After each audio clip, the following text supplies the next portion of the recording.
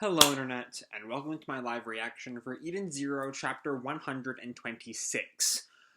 When we last left our heroes, Müller continued his kind of taunting of Weisz about, the genius Weisz would one day become. Weisz then got the idea to use, since he's been paralyzed, use his ether gear to control the arsenal suit to attack Müller for him, which does some damage, but pisses Müller off enough that he changes the programming of the bots on Foresta to just start massacring the humans. A lot of them die. Rebecca saves the little girl from being killed. And while all of this is happening, the mysterious hooded bot uses an incredibly powerful Magimech attack to just stop everything on the planet for a minute, before revealing himself to Shiki as the founder of Magimech and Ziggy's mentor, Xenolith. And so, all that being said, let's jump right on into Chapter 126, This Doctor, Armed and Dangerous, which is a chapter title very similar in style to Black Butler. I doubt there's any actual callback there, but whatever. We have Homura here as a kind of kimono-styled Playboy bunny outfit, which is an interesting mix, I guess. She's at some kind of gambling table. It's whatever. We open right where we left off with Xenolith repeating his final line. I am the founder of the Magimech School of Gravity Martial Arts, Xenolith. I was Ziggy's mentor. And Shiki just stares at him silently, and then Xenolith continues, I expected a bigger reaction. Shiki's mouth just drops. You were? For real? Okay, not that big. Yes, I did train him, but he was a natural. He mastered every move the very day I taught him, as if he had known the techniques all along. Okay, there's an interesting line, because Xenolith had this line last time about the power of gravity can drag other people's memories into your heart, which fits what we saw at the end of Belial Gore, and can attract a woman from the future. And it's that bit about the future, not the woman part, but the future in general, that's kind of intriguing me here. Is it possible Ziggy is from the future? That feels like a stretch, but it wouldn't be the weirdest thing that's happened. He mastered every move the very day I taught him, as if he had known the techniques all along. And Shiki is silent for a moment, listening to him. And he flashes back to what Hermit said. Master Xenolith, instructor in the Magimech arts. Oh, can we be friends? He died 1,000 years ago.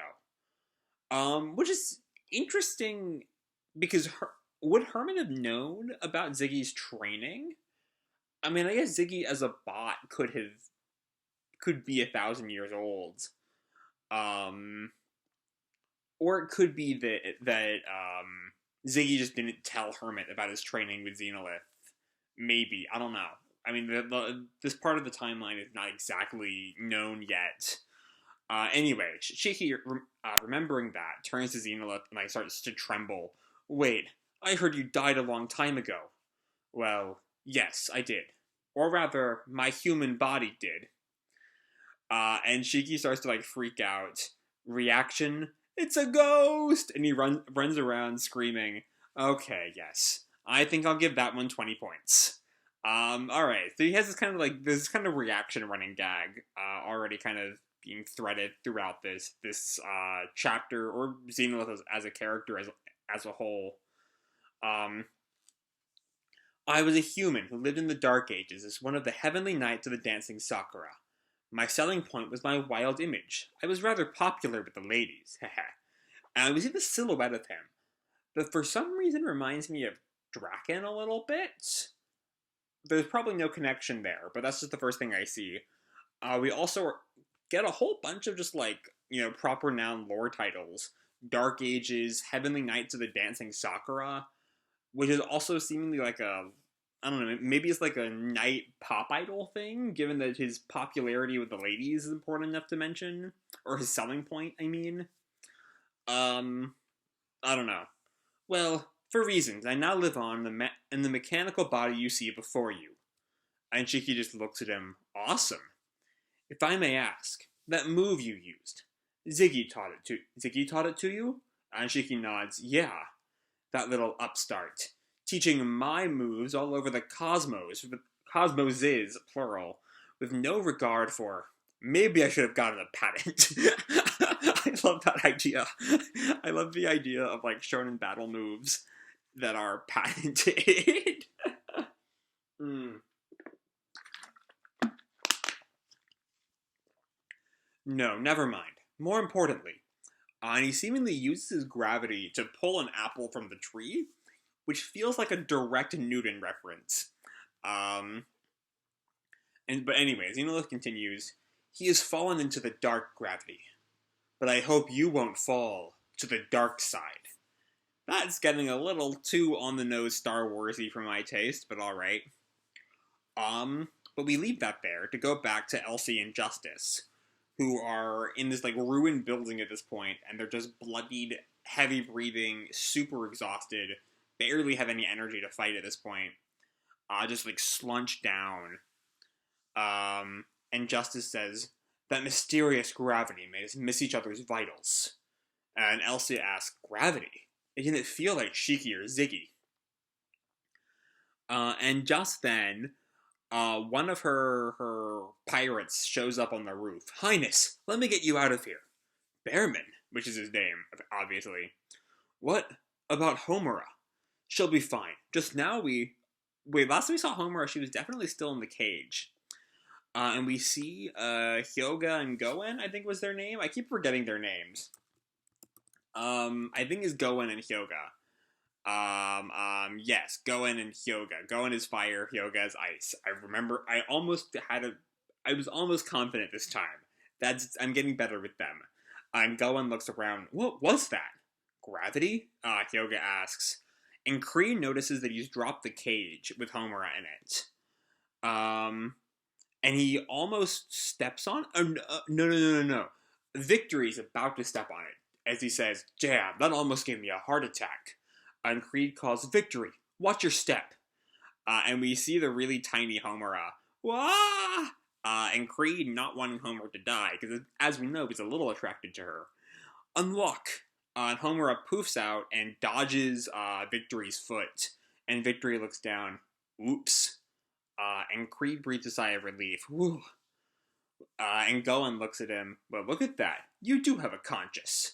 And Homura remarks, I am back to normal. And Hyoga kind of gets on to Goen. Well, they are technically the good guys. And Homura looks back at them. And you are pirates in Elsie's band. And Kleene kind of, needles into Goen. Unlike you, we don't kill for no reason. And Goen snaps back. You do lock people up for no reason, but okay, cool. I love that kind of flippant. Okay, cool. Sure, whatever you say, bro. And Victory just glowers down at him. The fact that the girl hangs out with you gives us the right to lock her up. I mean, she doesn't really. She very clearly has never met them, as her response to seeing them is, and you are. But Hyoga looks at them. I don't know who gave you that right, but we have no intention of yielding to a power that would steal our freedom. And Homura has no fucking clue what's going on right now. What in the cosmos is this all about? That's just really funny. I love it when characters just don't have all the information they need to understand the scene. I just find that really funny. I've been reading Kuroko's Basketball, and there's this scene in the semifinals where the pun master says to the guy that he's just kind of made a cool play on, I'm not just good puns, or something like that. And he's just like, I had no idea you were about puns. And that kind of shit is the funniest thing in the world to me. And that's not quite the level of what's going on here. But it's the same basic concept. She just is unaware of what's going on. But anyway, Rebecca comes in. With a motorcycle, I guess she's stolen, and the little girl she saved, with Pino and Happy hanging on for dear life. Homura! Rebecca! Grab on! And Homura jumps onto the back of the motorcycle. And Goen and Hyoga tell her, go. Your crew's just ahead of you. And Homura calls back, "Thank you for all your help." And Kree just blushes. And Victory growls, "They won't get away." And Goen tells him, "We won't let you stop them." "No, it's time to retreat. I'm concerned about Her Highness." And Hyoga has them pull back. And so it looks like actually I was kind of wrong about what Happy and Pino were riding. It seems to be a separate rocket that's detached from the bike actually. But either way, Pino says, "I'm detecting Master's ether nearby." And Homura asks, "What about Weisz? Apparently he went back to the Eden Zero, and he took Couchpo with him." Or no, that was Rebecca's line. And then Homura asks, "And who is this?" referring to the little girl. Which, honestly, now that she's, like, with the crew, I don't know if she's going to have a larger role going forward. I don't know. But Happy fills in, "The bots in town attacked her. Everybody went all weird, and I lost Mimi." And Rebecca looks at her, "Mimi? My friend." And she pulls up a phone, and it's that little bot from the beginning of the arc, the one who just died for angst. "We were always together. I want my Mimi." The one that wasn't affected by the virus that Mora killed. And Happy and Pino flash back to Mimi's death. And Homer just looks down sadly. "Please, lady, you have to find Mimi. Mimi must be so lonely and crying." And Rebecca can only look away sadly as the girl continues to cry, "Mimi." Then we cut back to Elsie and Bearman as Justice looks up at her and growls, "You won't get away from me, Elsie." But we see he's like kind of staggering as he walks. He's like clutching his wound, and Elsie looks down at him. "We're both grievously injured. We can continue this fight some other time." And as Justice just glares, Elsie quips, or is it the kiss that you wish to continue?" And as she flies off, "See you later, Justice." And Justice just glares up at her, "You accursed." And just then a little view screen pops up. That little Elsie sure is tough, isn't she? And it's one of the other Interstellar members, the one that really reminds me of Camilla from Fire Emblem Fates. That's just my first reaction. But she says, "I'd expect nothing less from the youngest member of the Erasion Seis Galactica. I'm afraid to see what she'll be capable of 5-10 years from now." And Justice looks back at her, "Holy. Sweet Justice, I don't mind if you want to chase after your ex-girlfriend, but do keep Nero in mind, won't you? He's bound to make some sort of move. He'll want revenge on Ziggy for what he did to Foresta." So yeah, just so we don't have Nero completely out of mind here, as we've been dealing with, larger overarching series themes the past couple of chapters. And then we come back to the Eden Zero. As Kleene is now back on board, freaking out, "Wah! Wah!" And Jean runs over to her. "Kleene, what's wrong? Stay with me." And the little hairpiece beeps. Emotion detected. Unable to suppress. And Sister runs over. "We need her in the infirmary. Now!" I think that's Jean's line. And he continues, "Please," as Sister runs to them. "Help my sister. You can use any part of me that's left. Limbs, organs, whatever you need. Just please."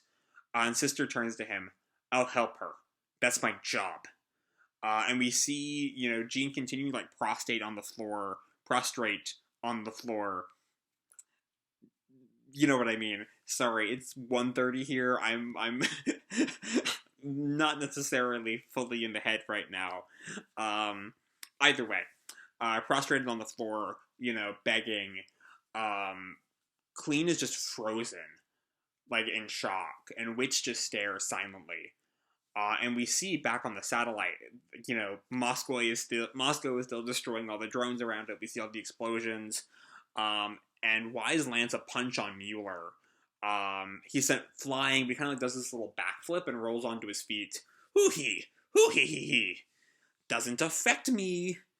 And Weisz in shock. What the? Arsenal's firepower has no effect on him? And Hermit glares, Doctor, your body! Yes. After I escaped prison, I started experimenting with O-Tech. I wanted to turn myself into a superior O-Tech being. You wouldn't believe how many human guinea pigs I needed for that. Weisz just, starts to tremble with rage. You bastard! And Hermit calls, how could you do something so cruel? Cruel? They contributed to the creation of the ultimate O-Tech. They should be honored. My best work was on the Rutherford siblings. Yeah, there's the theory everyone's been having for a while now. He's the one who turned Kleene into the way she is. I made the sister watch as I dismantled her brother's body. And we see Müller like a chainsaw as Chris is like crucified. And Weisz and Hermit are in total shock. The screams of pain, terror, agony. It was the greatest show in the cosmos. And that is the end. Alright. So, Müller, I feel, still kind of, especially with this chapter, as he's just kind of, like, it seems almost, I'm trying to find the right way to phrase this, which is slightly muddled by the fact that, like I said, it is 1:30 a.m. right now.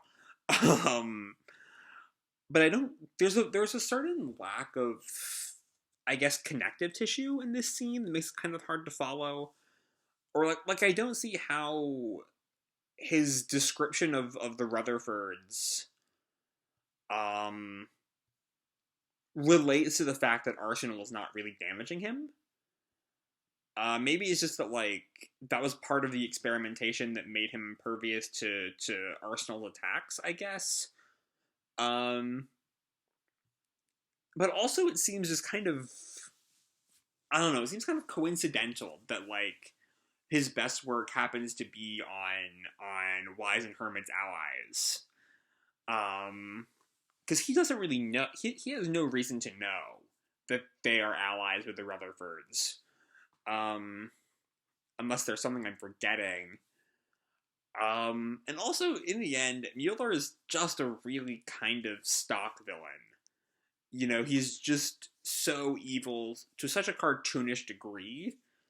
Like, seeing him with a chainsaw just torturing Chris. I don't know, there's I can't quite put my finger on what it is, but something about it, something about this panel in general is just one of those, this is almost like caricaturish, I'm not quite willing to say parodic, but almost in that wheelhouse, which I don't think is the intention. But Müller is just kind of this snarling evildoer, and like not like a fun snarling evildoer. He's just kind of over the top. I don't know, like over the top villain is a character archetype I normally enjoy, and I can't quite figure out why Müller just doesn't do it for me. Like, it's not even the problem I had with his original appearance, where he was just so, his sudden turn was just so uninteresting that I just didn't care about him. There's something different about him. I can't quite work out why it's not working for me. But something about, I don't know. Something about Müller in this chapter just doesn't really click. And it's not quite a problem I've even had in previous chapters. I think it's just something about how randomly he throws in the Rutherford flashback. It's just like, this is kind of boring. Which is a shame, especially given how much the Kleene mystery has been built up over the past 40 chapters or so. And it's a shame also that it comes at the end of what was previously a pretty interesting chapter. We get a little bit of Xenolith to open it up, who is clearly opposed to Ziggy, who is clearly I definitely see him being an ally going forward. maybe not full-on joining the Eden Zero for a time, just to train Shiki, but definitely in a, like, Shiki comes back later to train sort of way. Or maybe he will come on board to fight his wayward pupil. I don't know. But I'm especially interested in that line about, where is it? He mastered every move the very day I taught him as if he had known the techniques all along. Which seems to imply that, especially given what Xenolith said last time about gravity attracting people from the future, I have a suspicion that maybe Ziggy is from the future, and he came back to the past. Though at that point, whether he's from our future or our past, which was the future from when he was trained, I'm not entirely sure. I'm also not entirely sure that sentence made any sense, but it made sense to me, who is running on lack of sleep, so...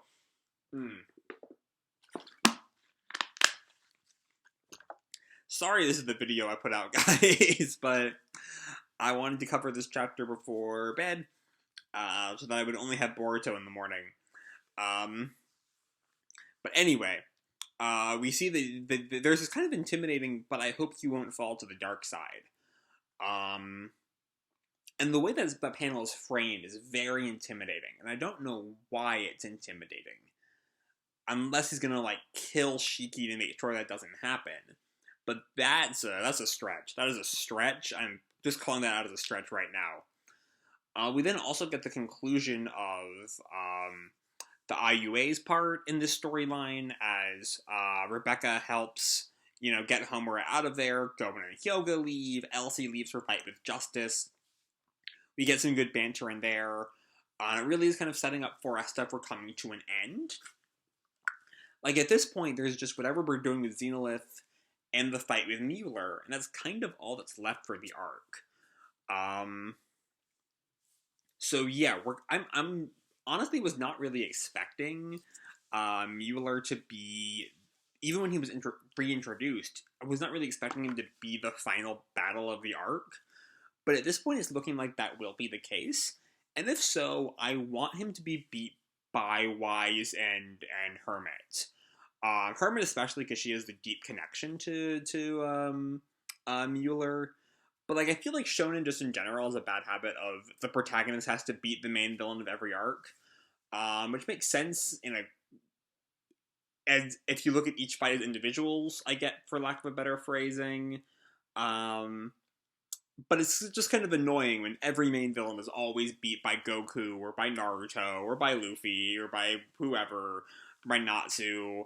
And so having a main villain of the arc, even if he's just, very much a subordinate, having the main villain of the arc be beat by, Hermit and Weisz, who are very much like they are main characters, not the protagonist, would be nice. And I hope that's where we're going with this. I hope that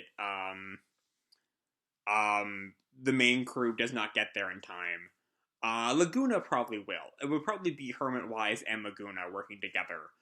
But then, yeah, beyond that, we just get this kind of shoehorned in bit where he just admits to torturing the Rutherfords, which does not work for me. Maybe we'll get more info next chapter. The fact that it's the chapter ending cliffhanger implies we might get a little more of it. Especially because as that does not quite relate to why the hair clip, why the emotion repressing. I don't know. All in all, the chapter was fine, even if the last bit didn't really work for me. But all in all, Foresta is starting to wind down. It's starting to focus on the last couple of things it needs to do before we're finished. And I'm excited to see the ending play out. So I'm gonna leave this video off here. Hope y'all enjoyed the chapter and the video itself. If you did, feel free to drop me a like or subscribe, or do whatever makes you happy, And remember, your life is your own, okay? Bye!